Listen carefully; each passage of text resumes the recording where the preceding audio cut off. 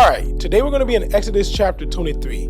Now, there's 33 verses in this chapter. First, we're going to see some laws about justice and being fair to people. Then we're going to see God talking about festivals and what they should do for those festivals. And then we're going to see God telling Moses some warnings about what they should do, and if they do certain things, how he will deliver the land unto them in the appointed and proper time. So yeah, that's what we're going to see in this chapter. Before we get into it, don't forget to share this with somebody, like the podcast, rate the podcast to let us know how we're doing. Let me know how we're doing.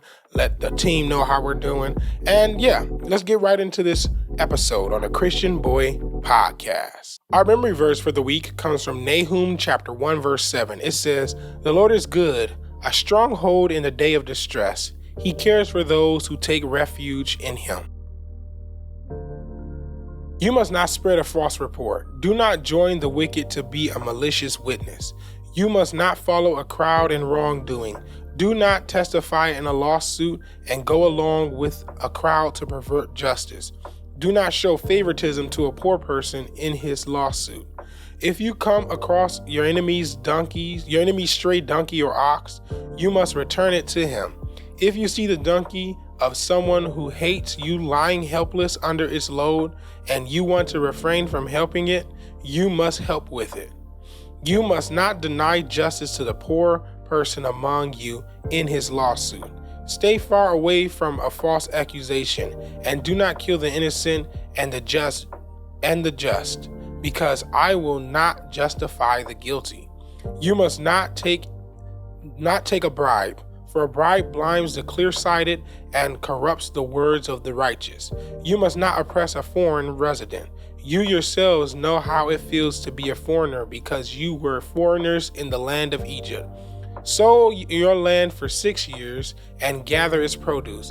But during the 7th year, you are to let it rest and leave it uncultivated, so that the poor among your people may eat from it, and the wild animals may consume what they have. Do the same with your vineyard and your olive grove. Do your work for 6 days, but rest on the 7th day, so that your ox and your donkey may rest, and the son of your female slave, as well as the foreign resident, may be refreshed. Pay strict attention to everything I have said to you. You must not invoke the names of other gods. They must not be heard on your lips. Celebrate a festival in my honor 3 times a year. Observe the festival of unleavened bread as I command you. You are to eat unleavened bread for 7 days at the appointed time in the month of Abib, because you came out of Egypt in that month. No one is to appear before me empty-handed.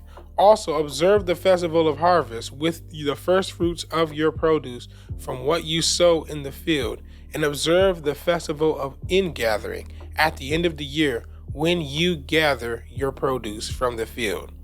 3 times a year, all your males are to appear before the Lord. You must not offer blood of my sacrifices with anything leavened. The fat of my festival offering must not remain until morning. Bring the best of the first fruits of your land to the house of the Lord your God. You must not boil a young goat in its mother's milk. I am going to send an angel before you to protect you on your way and bring you to the place I have prepared. Be attentive to him and listen to his voice. Do not defy him, because he will not forgive your actions of rebellion, for my name is in him.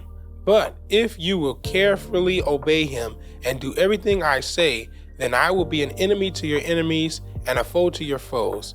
For my angel will go before you and bring you the land of the Amorites, Hittites, Perizzites, Canaanites, Hivites, and Jebusites, and I will wipe them out.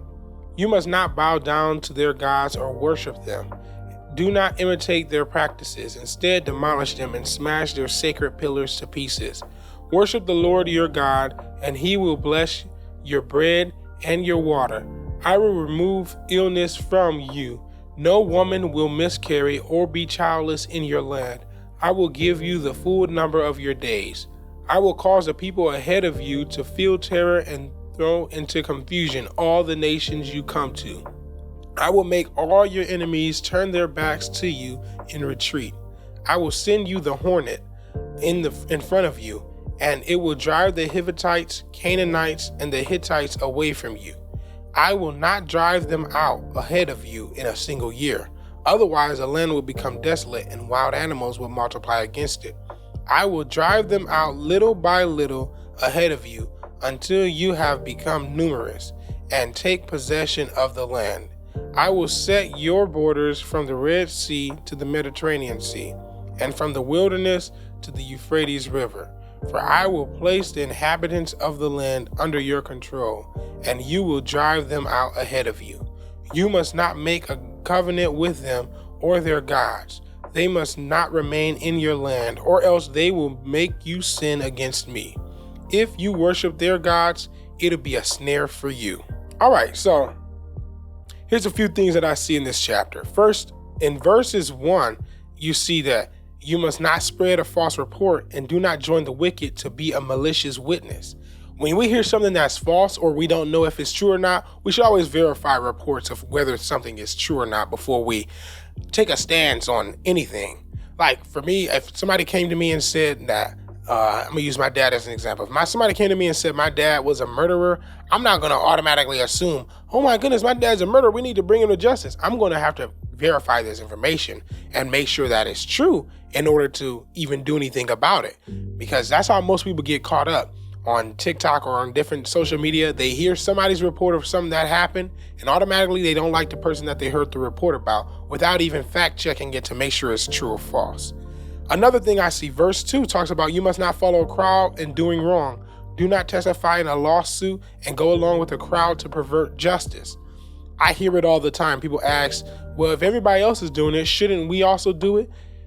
If a billion people say that 1 + 1 = 3, are we all going to agree that 1 + 1 = 3? No. We should always stand on what's right and what's just instead of doing things that we're not supposed to do or going in ways that we're not supposed to go in. So I like that verse 2.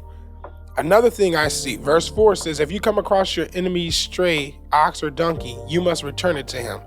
Regardless of if you like a person or not, if you guys are at enmity or not, kindness is warranted, and you should be kind to other people, regardless of if you like them or not. So if you see something that that belongs to them, you should give it back to them.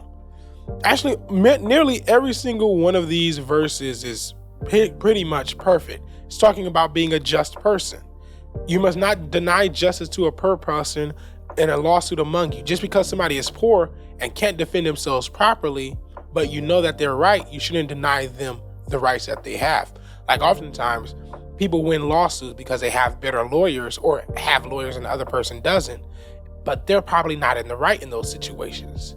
And now, as a righteous judge, you have to determine who's correct in this situation. Just because somebody can use slick words or get out of things does not mean that they're right in the situation. Another thing, stay far away from false accusation. Do not kill the innocent and the just, because I will not justify the guilty. We should stay away from false accusations, just like in the first verse of this chapter. Just stay away from that stuff. Simply, if we know it's false, we should not repeat it and say that it's true, and we should actually refute it if somebody asks if that's true or not. If you hear a false accusation if it's about you, you're going to obviously want to refute it. So if you hear a false accusation about someone else, you should refute it and not allow it to spread further than it does. Another one I like is you must not take a bribe, for a bribe blinds the clear-sighted and corrupts the words of the righteous. This is also in Proverbs. It says, for bribes blind the eyes of the right of judges, or something of that sort. I might put that proverb in the description. It says, so we should not be bribers and do all those things that we do, just bribing people, taking bribes and allowing people to do what they want. Because sure, financial gain in the short run will be great, but if you're gaining finances or gaining more notoriety or financial gain from doing things that are evil and allowing people who do things that are evil to go through, then you're not really a good judge, are you? And also verse 9, we saw this verse in the last chapter too. I believe it was verse 22 in Exodus chapter. It wasn't verse 22, but it was also in chapter 22. Verse 9 says, you must not oppress a foreigner resident. You yourselves know how it feels to be a foreigner, because you were foreigners in the land of Egypt. So We see this verse for a second time within a chapter. So we know that this is important. I did a YouTube short on this, talking about how we shouldn't oppress people, but show them the love of Christ. And God says it again in Exodus chapter 23 for us to look at.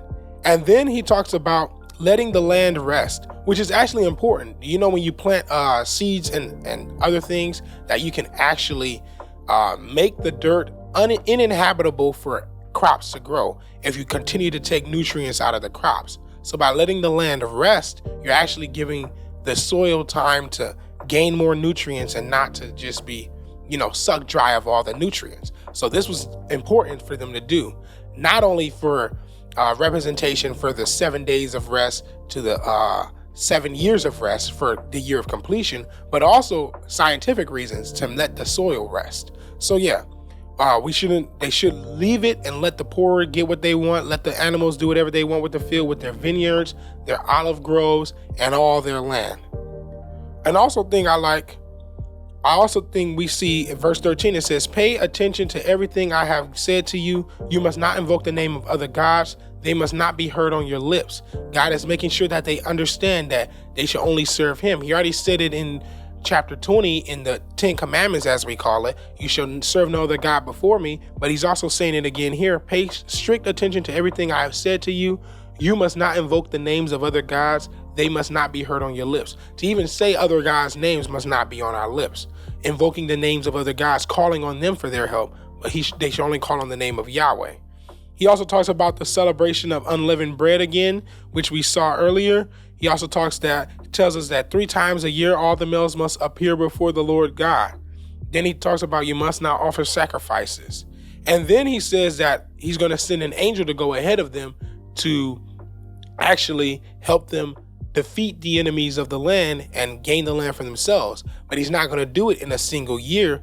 Otherwise, the land will become uncultivated and it'll become a problem for them.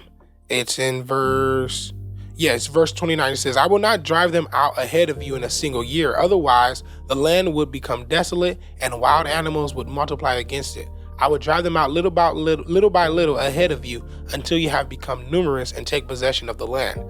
Oftentimes in my own life, I wonder why God does certain things in a certain order or in a certain at a certain speed. And sometimes I'm like, man, we could get this done quicker or faster. But God intends to give us things when we're fully prepared to have them. And so, yeah, sure, God could have drove out all the nations in a single year, but then the land would become uncultivated and it'd be difficult to get the land back from the wild animals. Texas is actually having a problem with wild pigs. They're an invasive species in Texas. I believe Australia has a problem with rabbits in certain places. They were brought there for meat, but now they don't have any predators and they're just running the land and actually eating too many crops and different things. So God intends for them to take over the land, but he doesn't want them to take it over unprepared and without enough people to actually fulfill the land. So sure, God could have told the angel of the Lord, you know what, go ahead, take them all out, drive them out in like 10 minutes, drive them out within this year, and then the land becomes desolate, wild animals take over, it becomes uncultivated, the cities are desolate and destroyed, plant life overtakes everything, and then it's hard to redefine the land and actually cultivate it like you want to. Instead, he's gonna do it little bit by little bit. So yeah, that's what I saw. Sometimes I see God doing things in my life and I'm wondering, why isn't he doing it faster or in the way that I want him to do it? But in reality, he's doing it at the pace that it needs to be done. Because if he does it faster, then things are going to discombobulate because I will not be prepared for the things that he's trying to give me. Just like Israel at this point did not have enough people to gain the whole land. So yeah, that's just one of the things I saw. Being prepared for what God has for you in the time that he gets it for you. So yeah, this has been Exodus chapter 23 on the Christian Boy Podcast. A lot of different things in this chapter. If you see anything in this chapter, you can text me at 662-371-8877 to let me know what you see. All right? I want to hear from you. You know where to get in touch with me. You can also text me on Instagram, Facebook, WhatsApp, all those different platforms. But God bless you. Pray you have a blessed week. And don't forget to share this with somebody. God bless.